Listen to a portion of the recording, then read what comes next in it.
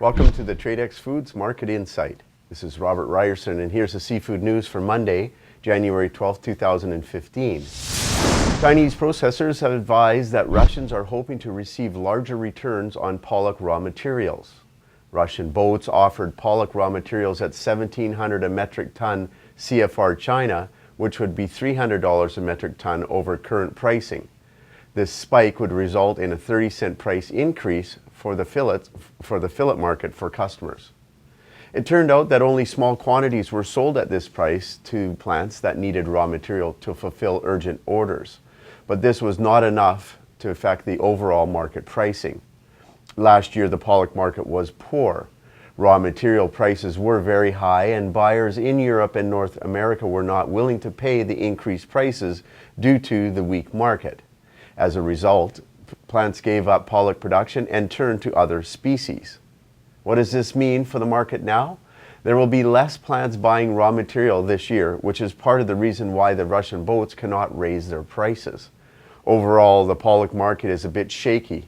There is questionable product available in regards to high moisture and less than 100% net weights, and it is selling for $1.15 FOB Boston. New inventory based on current raw materials in China should yield products in the $1.35 to $1.40 a pound range FOB Boston. Now let's discuss salmon. Chum inventories are very low right now. There is limited availability on good meat color fish, as most of the semi-bright chums sold as fresh at the beginning of the run.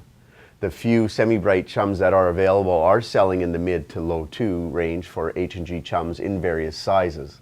Pails appear to be in abundance, and we forecast a drop in prices. There is ample supply of sockeye inventories. One vendor we spoke with had about 10 loads available of 2 to 4 sockeyes.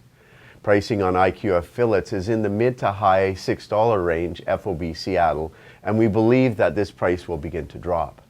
The large inventory levels are likely due to stronger than expected harvests out of Alaska.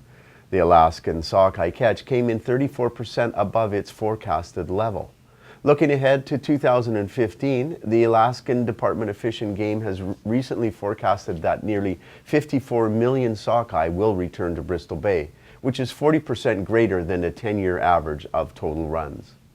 The current age composition of sockeye looks likely to bear small-sized, hard-to-sell fish in 2015. We will know more once the season begins. For pink salmon, we saw a stronger year than expected, but still relatively poor, mainly due to the fact that odd-numbered years typically yield greater returns. Pinks are pretty much all gone at this point. Some inventories have recently surfaced and are selling at prices above chums.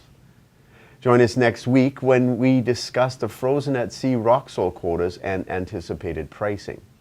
Thank you for joining me for the Tradex Foods 3-Minute Market Insight. This is Robert Ryerson. Buy smart and eat more seafood.